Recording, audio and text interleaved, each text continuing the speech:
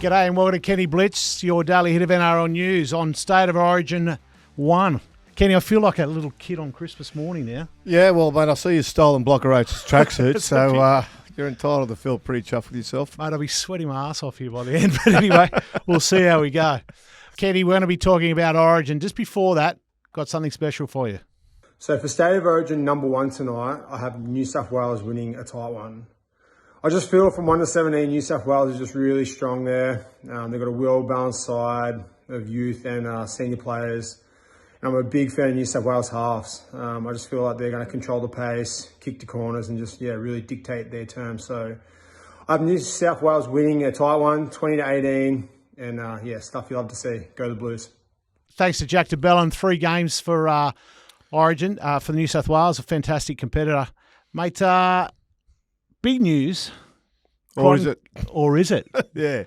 Stephen Crichton clear to play, they reckon. Stephen Crichton cleared to play. Look, it's a funny one, Warren. I don't know what to make of it. I'm not convinced he's playing. I'm not convinced he's not. Yeah, wow. The one thing New South Wales, I think, wanted to do regarding this was maintain the mystery, and I think they've managed to do that. After the video came out after the captain's run, it looked pretty dire for Stephen Crichton, the way he was limping off the field. It was a pronounced limp, and generally this close to the game, if you're coming off so fragile, it doesn't look good that you can recover. Now, as they've led us to believe, he's got these miracle powers of recovery, which, to be fair, footy players do recover fairly quickly and are pretty tough at putting through whatever limitations they've got with injury.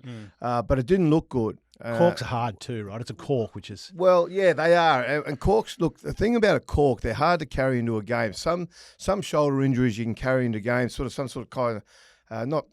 like structural injuries with your shoulder you can carry in. You can't really with your knees or your running, your legs.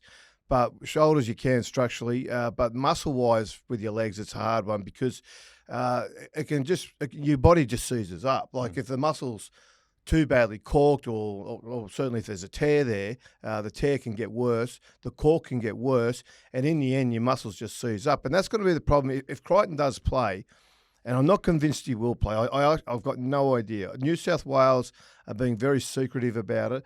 I think that story that broke last night about him being cleared to play after everybody had him out of the side, that was just designed essentially to muddy the water and make no one really clear what's happening. Well, let's talk about that. I mean, how important is that kind of mind game for State of Origin?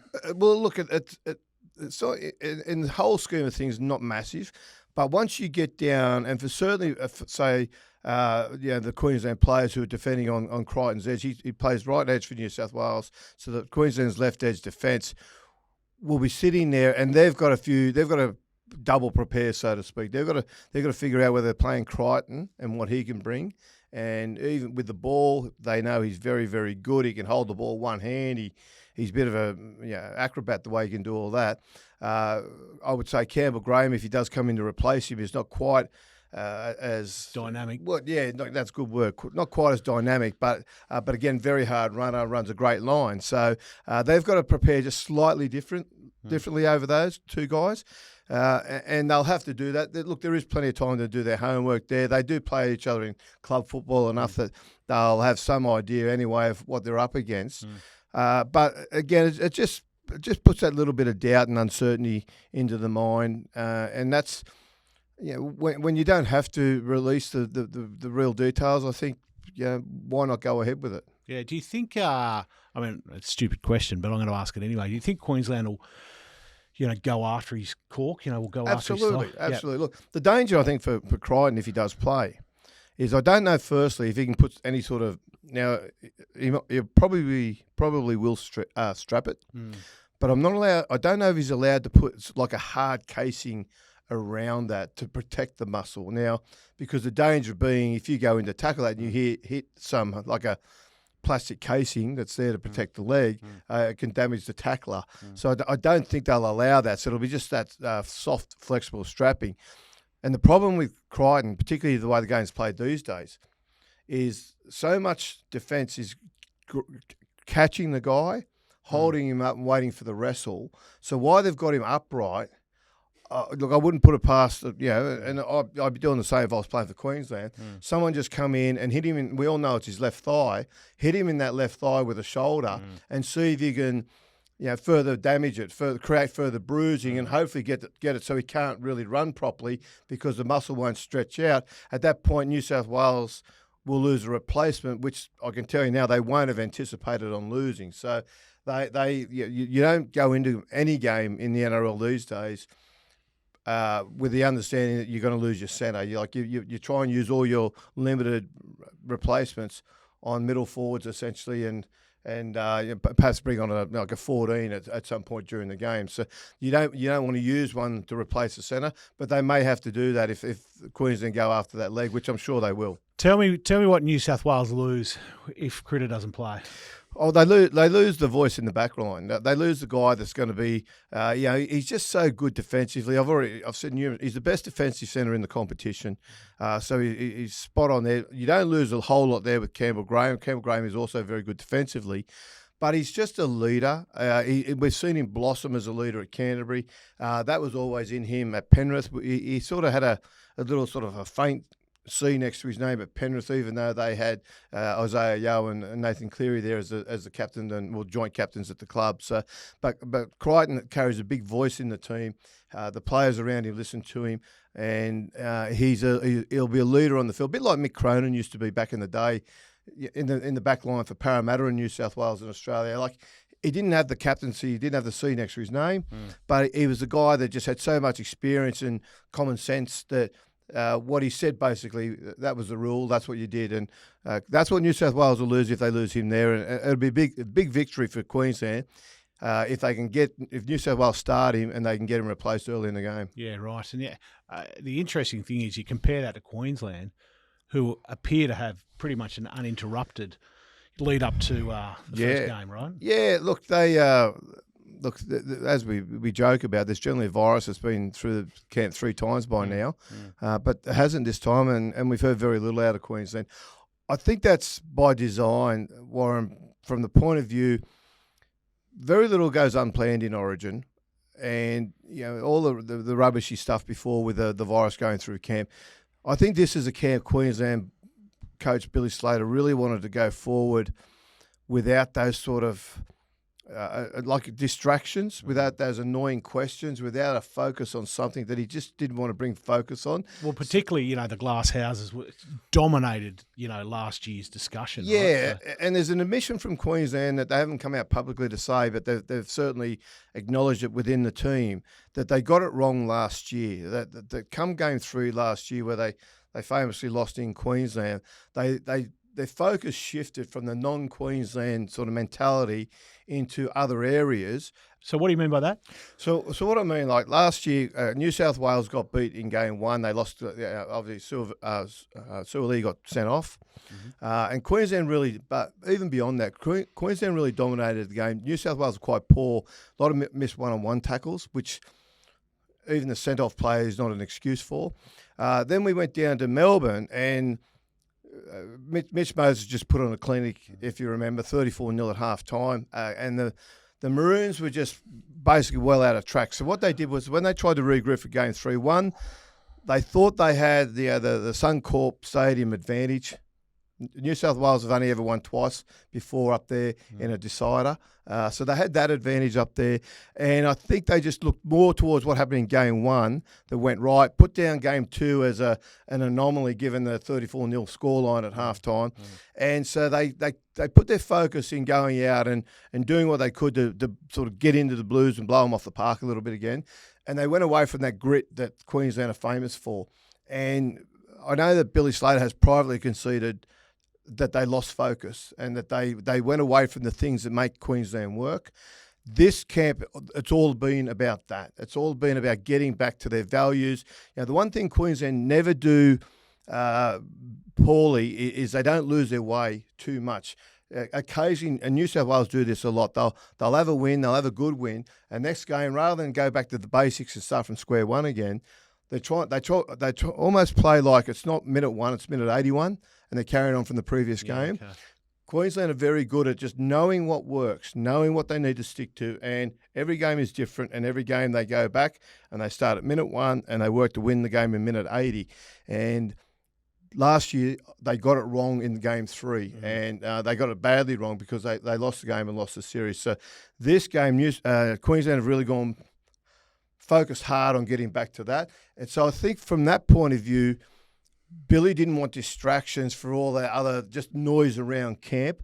I think he wanted his players on the entire focus on this is what Queensland is, this is what we do, and this is what we've got to concentrate on. So we're not going to worry about all that other fluff. So that's why I don't think we've really heard any noise out of Queensland this time through. Yeah, interesting. I remember back to game 1 last year, and I think where New South Wales won that series was the second half of game 1. You know, they came back so strong. Sure, they were one short the whole game. They ran out of gas at the end, but I think that was the belief, or allowed them to have that belief to go on and win, game 2 and game 3. Oh, there was no doubt about that. And Michael Maguire did a tremendous job of refocusing them, and also really went away and fixed the errors from the first game. Yeah, not just beyond the send off, but just fixed the other errors that were in their game, and got it right. Queensland didn't do that last year, which, to be fair, is the first time I can really remember in a long time Queensland not really going away and fixing what they got wrong. But there's been a lot of work in this camp about Queensland getting it right. Very good, Kenty. We've got something from a mate of yours. Let's have a look.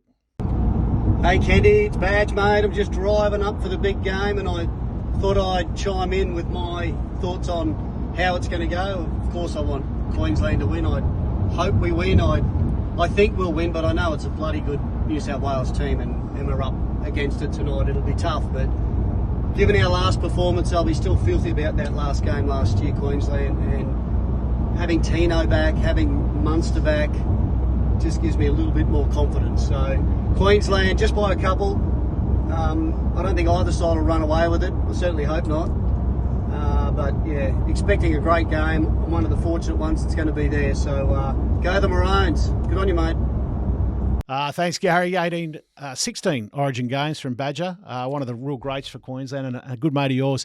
But I want to ask you a few questions about the matchups in tonight's game, particularly around, let's start in the centres. Toia versus Mitchell. Yeah. You know, he's got a lot of, he's only played 10 games. Only 10 NRL games, Yeah, look, it's a big job, and that's got to be a lot of focus on that tonight. Now, I think New South Wales will try and target him a bit just to try and see if they can rattle him. The one thing about Origin is nobody really knows how they handle Origin until they're there. Every player that goes into the game's got his ideas on how he's going to handle it, and we all have our ideas on how people might handle it. But there's the odd surprise that pops up. Everything you hear about Toia is that he is such a mature player and so talented, and you can all the reasons why Queensland picked him. But New South Wales will still go and test him. And to be fair, he's got the hardest bloke in the competition, I think, to take one-on-one when he's in a mood. No doubt. So he's going to need help. Queensland are going to have to push inside out defensively. So whenever Latrell Mitchell gets the ball, he's not going to have space around Toia. There's going to have to be guys pushing hard across. So if anything, if Toya's going to make an error in any respect, it's because he's got outside Mitchell, but there's inside guys there to help him out. So he'll be tackling with for example, his left shoulder, I'd say more, because I don't think he'd want to let Mitchell get outside him and then run the risk of then bringing the winger who's on that side, Lomax, in and have the ball get offloaded to Coates. To'o's on the left. So he'll be outside Mitchell. Lomax is on the right outside. Yep. Now, that's an interesting matchup, because if anybody talks about defensive deficiencies, they usually talk about Val Holmes, right? Yeah. Who's not a great defender. And so he's going to be outside Toia against Latrell, and To'o. So that could be where they...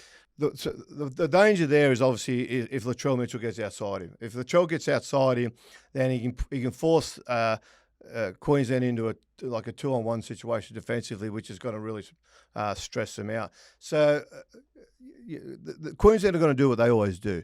They're going to help each other defensively. So as soon as the ball goes past your man, your job's not done. You just keep drifting across. You get up and you push into the space, and you just shut it down from an inside ball, but you also basically push across to give yourself numbers out on that edge. But the only way Toya really makes a mistake defensively against Latrell is if he breaks the system somehow. If Latrell could somehow woo him into coming out of line a bit quick, or just getting him a bit flat-footed, getting him to sort of plant his feet, which can really bring you undone.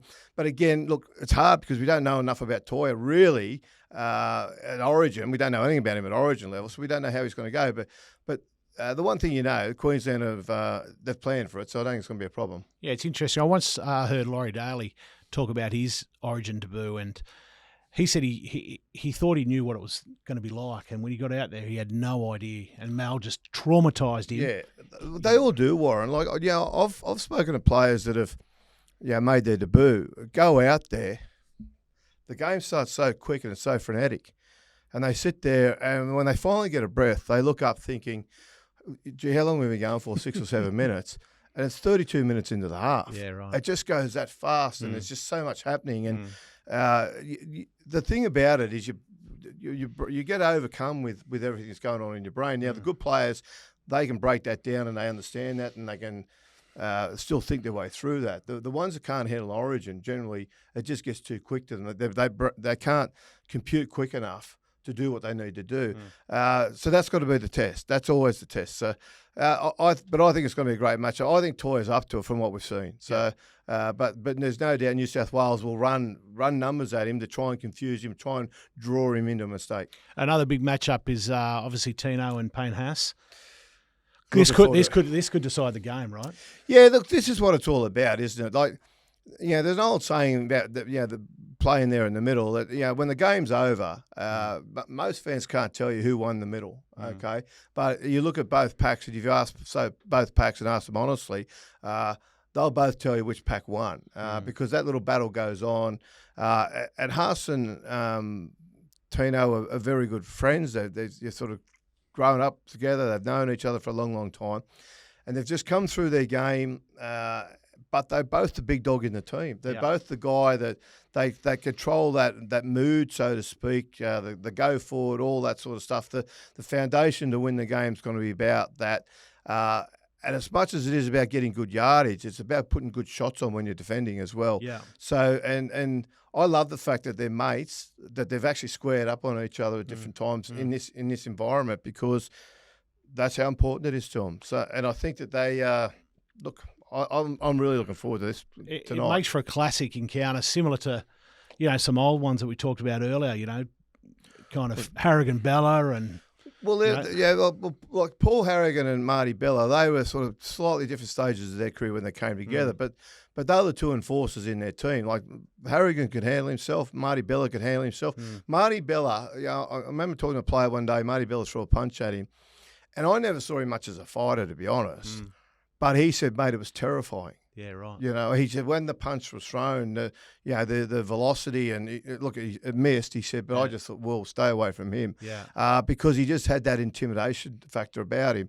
So you go right back to Greg Dowling, Blocker Roach. Like they basically eyeballed each other before a game and basically said, come on, let's go. And they have their own little battle that the backs aren't even aware of. Yeah, but the backs, all the backs would know about it. Is all they want to know about it, which is who won. Yes. You know what I mean? Yeah. So that's they go that way about it. Tino didn't play last year, so he was missing from Queensland. He's back now for the Maroons, so that's a real plus for them. And I just really think that they're going to be they're a different looking side tonight, Queensland. And Tino, he'll start red hot. Yeah. The other interesting part of the game, obviously, will be the wingers, because on one side we've got Coates Lomax, two very tall, great jumpers. And then on the other side we've got To'o and Val Holmes. So two slightly shorter ones. Two smaller. Yeah, but look, I think this is important because I think very early in the game, that's if there's going to be points coming from, except for a really poor defensive lapse, if both teams are doing what we think they'll be doing, there won't be a lot of room through the middle. There won't be a lot of missed tackles one-on-one, all the rest of that. And so what will happen is I think early points when you get in good field position, they'll work for the cross-field kick. Now, I actually think, even though you've got the jumpers on one side with Lomax and Coates, I think New South Wales will probably kick towards they'll kick towards probably To'o's wing to give him a chance to get over Holmes, even though he's not a big guy. And he does have a pretty good vertical leap, and I think Queensland will go the other way to try and get over the top of Lomax. But he's great under the high ball, Lomax, and he's shown that. But Coates is he's a freak. Right? Well, he needs a spacesuit sometimes when he goes up for the ball. Like he's how high he can get in the air. It was unbelievable what he did a few weeks back when we saw that game. So look, but that's where the points I think will come earlier. Certainly, that's where they'll be trying to get the points.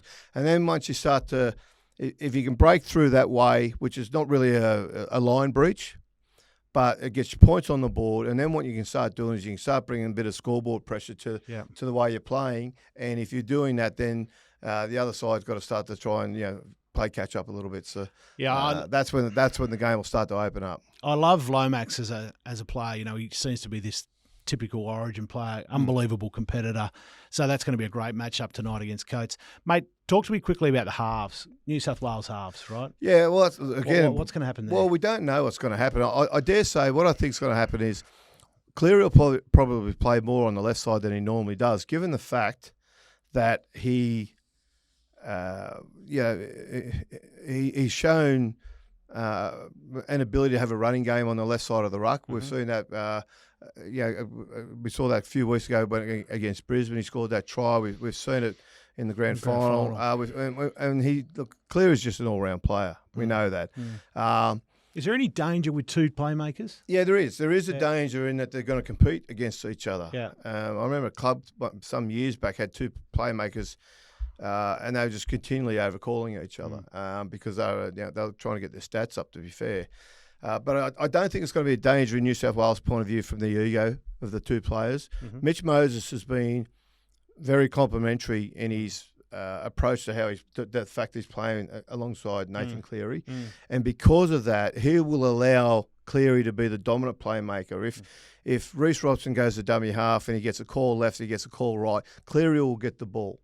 The other thing, though, is he will understand also if there's an urgency in, say, Mitch Moses, or he calls the overcall, he might look in and might occasionally pass the ball that way because he understands the game situation. So it's a little bit of like a loose arrangement. There's no hard and fast rule, but the big plus for New South Wales is they've both got massive kicking games. They're both dominant players. Mitch Moses has probably got the better running game of the two. Cleary's got the better game management of the two. So they'll play it that way. And it's going to cause Queensland some problems. Talk to me about Queensland's danger. Who are their danger men? Well, they've got a couple. The obvious ones, though. You've got Kalen Ponga coming into the game whose form has been so-so for Newcastle. But he's been playing in a team that's sort of winning as much as they're losing. Hasn't been, they haven't been as dominant as Kalen would like. And what often happens in these situations, Warren, is when a player comes from a club that's only sort of battling mid-table. Lost 7 from 9. Yeah, there you go. So when they do that, Origin can play them back into form. Yeah. And suddenly around good players who can give you ball in good position, players who can work the inside defenders to give you just a little bit more space to attack the guy that's marking you. Just all those little subtleties, and the good players can do that. So I'm really expecting a big game out of Ponga. And not to overlook the fact he's been in camp now for 10 days, hanging out with his best, good mates, you know what I mean, and being part of a system and training and learning and just getting that camaraderie. And it's got to lift him. And they know he's a big game player. Yeah. He's come on and played lock for Queensland and won man of the match. Yeah. Okay, so they know he's got it in him. So all week of training, even though he's been a little bit ginger with his training, they're not worried because they know what he can produce, and they're expecting him to produce that. And the other big one for Queensland is Munster, who wasn't there last year. Yeah, and Munster, I think Munster's due. Like he wasn't there last year. He's been pretty good at Melbourne without being dominant. And I just think that the stage is set now for Munster to come into camp. They're very settled. They've got the spine's as good as you could ask. Munster's going to get the ball. He's going to have Kalen Ponga outside him, and he's going to be getting the ball, daily or wherever. You've got Harry Grant working around the dummy half, keeping the markers tight. So the spine's really tight. They've got Tino, Mo Fodawaker up front. They've got Pat Carrigan at lock, playing in the middle. So they're in really good shape. All this talk about how good New South Wales are, again, it's a concern for me, who's a New South Wales fan, is that we fall into this trap all the time. Go through and look at how good Queensland is, and except for so much focus on Toya, who's a rookie, the rest of the squad, they're pretty solid. There's not a big, if you go through head-to-heads, there's not a big advantage for New South Wales, if any advantage for New South Wales. Yeah, I love Munster. I think he's got the X factor. I think he's the one who can turn the game on the head. Mate, we've got another quick little surprise for you. G'day, Woz and Kenny. Ben Creagh here. Thanks for having me on to talk Origin 1 tonight. Looking forward to this year's series, given the 2024 series is a ripper, especially Game 3 up in Suncorp last year when the game was scoreless for 60 minutes and the Blues came out on top in the end to score a couple of quality tries to win the series away from home. And I think that's the first thing that gives them an edge leading into Origin 1 tonight up in Suncorp. Looking across both team lists, they both look pretty evenly matched across outside backs, forwards, hooker and halves. Where I think the Blues have a slight edge this year is in the forward pack. I think the matchups Payne Haas, Mitch Barnett versus Fuyaker and Tino, and also Carrigan versus Yo. I just think, given most NRL games these days are won with metres after contact and also off the back that a quick play the ball, I just feel they've got the edge in terms of speed and power, the Blues pack tonight, and that'll give Cleary and Moses the opportunity to play off the back of that, and also the outside backs, the quality outside backs the Blues have, to also use a bit of that go forward and speed to put them on the front foot. Tonight I'm tipping Blues to win away from home. It'll be a close match. I reckon they'll win by 4 points. Let's say 16-12. I hope you guys enjoy the game tonight. And again, thanks for having me on.